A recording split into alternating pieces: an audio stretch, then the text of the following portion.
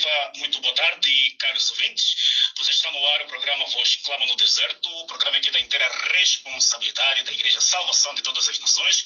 Igreja esta que está localizada no distrito do Benfica, bairro que fica na rua 149.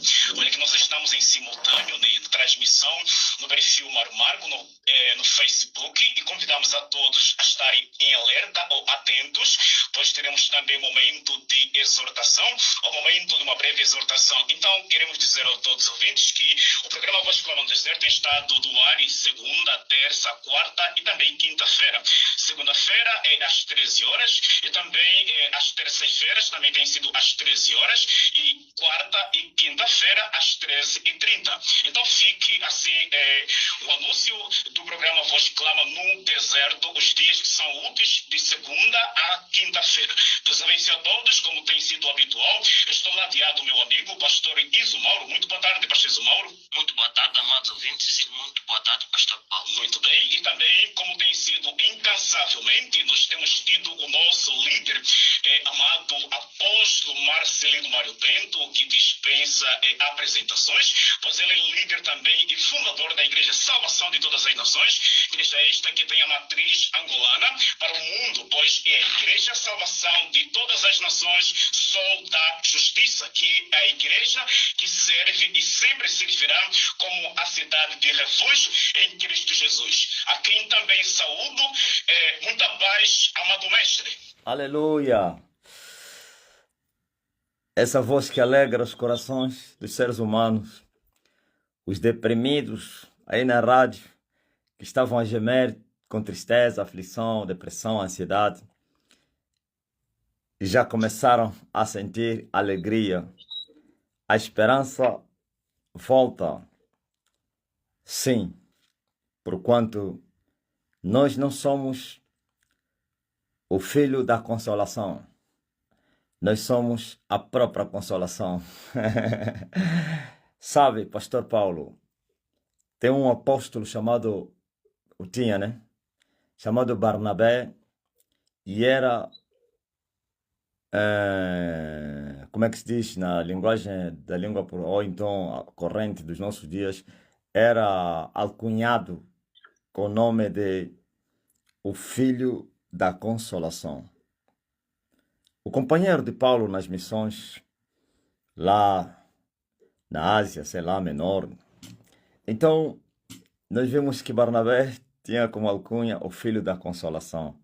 É muito forte, e os nomes eram tão importantes em Israel que você não imagine. Até hoje, né? Aquele povo é um conservador das suas regras e culturas e tradições e povos. Filho da Consolação, ou de Consolação. Mas aqui está a falar não mais o Filho da Consolação, nem tão pouco outra coisa, senão a própria consolação. Eu fui enviado para vir vos consolar. Mas por que eu venho com consolo? Uma vez Jesus disse aos seus discípulos que estavam tão tristes por causa da partida dele: olha, nem saudei, né? Mas faz parte da minha cultura. Faz parte da minha cultura.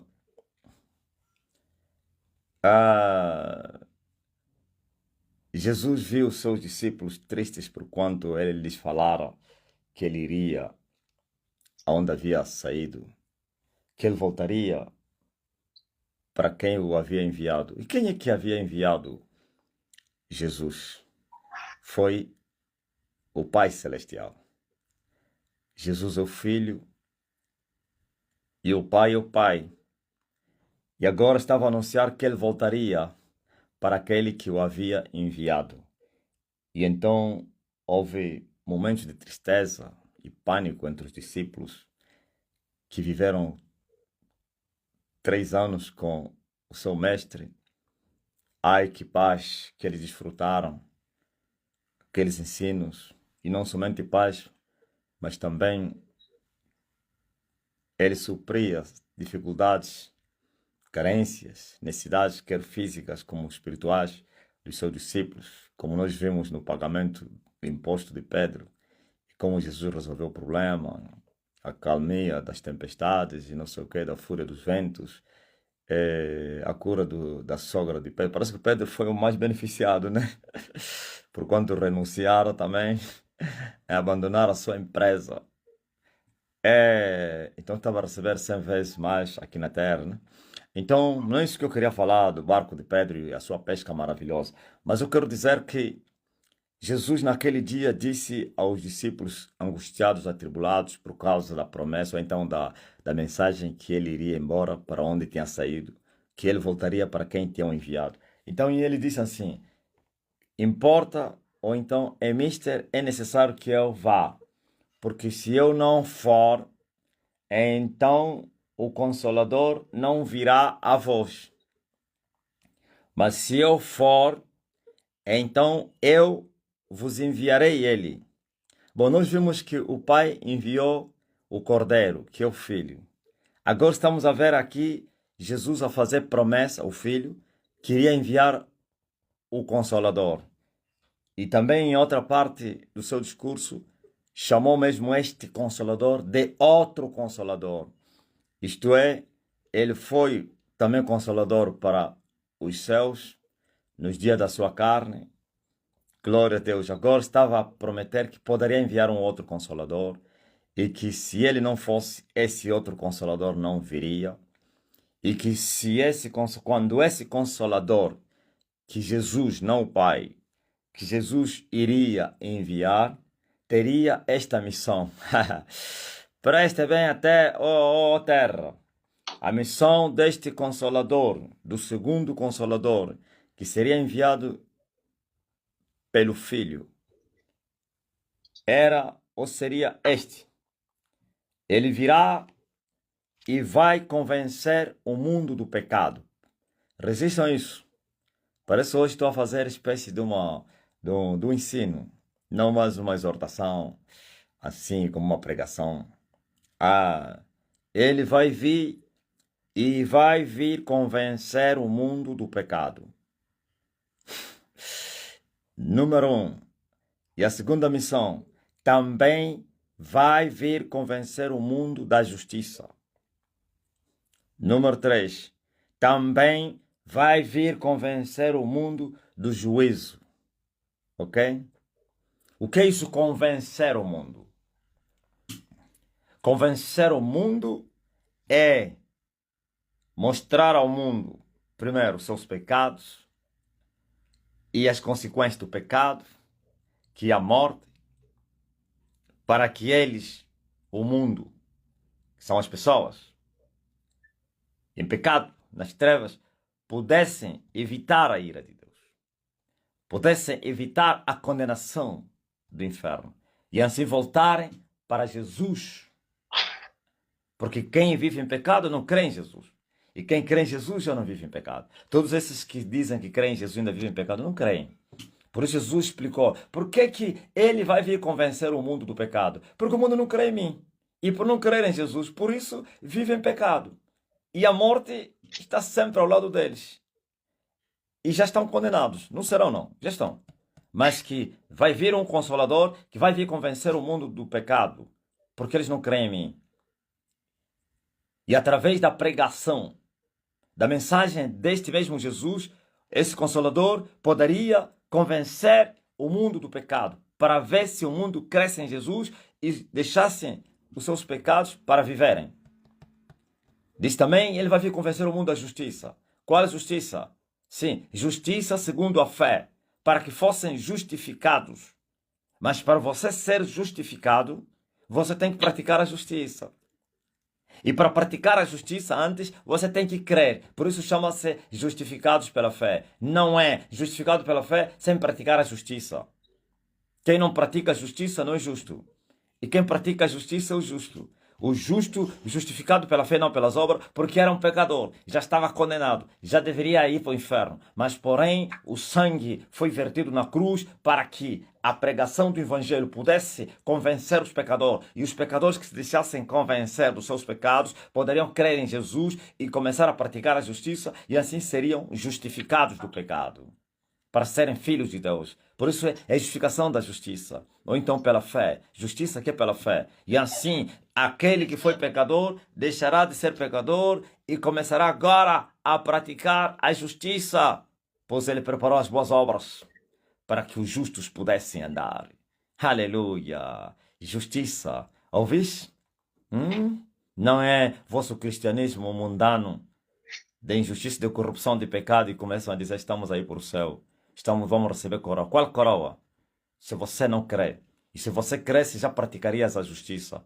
E serias justificado. E já não serias mais um mero, aleluia, condenado, mas um salvo. Mas também esse outro Consolador viria também convencer o mundo com juízo. Ouviu? É isso que já está acontecendo na terra. É com espada, é com sofrimentos, é com juízo, é com julgamento, com catástrofe. A ira de Deus caiu sobre a terra, mas ainda assim o amor de Deus está nisto. Ouviu? Deus está a fustigar a terra, maltratar a terra com todo tipo de pestilência, catástrofes, guerras, violência, fome, tudo isso. Mas isso tudo, Deus está a trabalhar para ver se o mundo seja convencido do pecado. Para ver se o mundo possa aceitar Jesus através dos sofrimentos. Para ver se o mundo possa praticar a justiça, crendo em Jesus através da dor.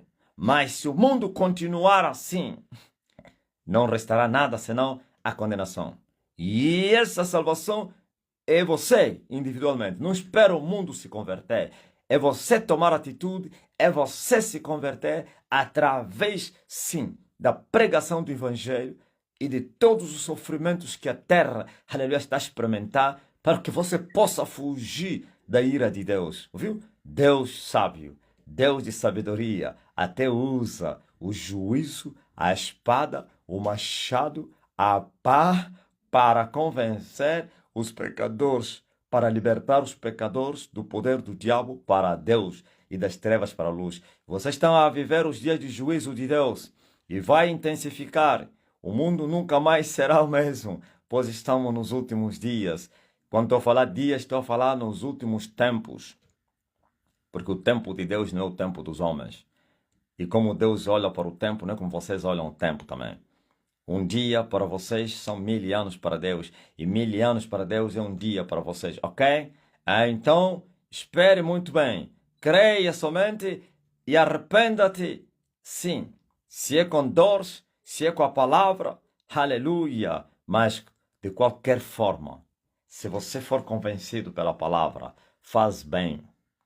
Mas se é pelo sofrimento, quantas pessoas que vão aceitar Jesus Cristo vão renunciar, vão confessar, vão se arrepender numa cama do hospital, num problema, como mais ou menos o que aconteceu no Rio Grande do Sul. Ouviu? Pessoas perderam riquezas, perderam casas, perderam tudo, perderam empresas, tudo faliu. Aquilo que era grande cidade virou deserto. O que aconteceu no Havaí, o que aconteceu agora na Espanha, o que está a acontecer agora na Gaza, o que está a acontecer no Líbano, o que está a acontecer na terra, o que está a acontecer e vai acontecer na África, muita fome, a secura, a miséria. O cavalo vermelho preto de em breve vai se levantar na terra e a terra vai gemer com colapso econômico. Isso tudo é o juízo de Deus para ver se os homens sejam convencidos.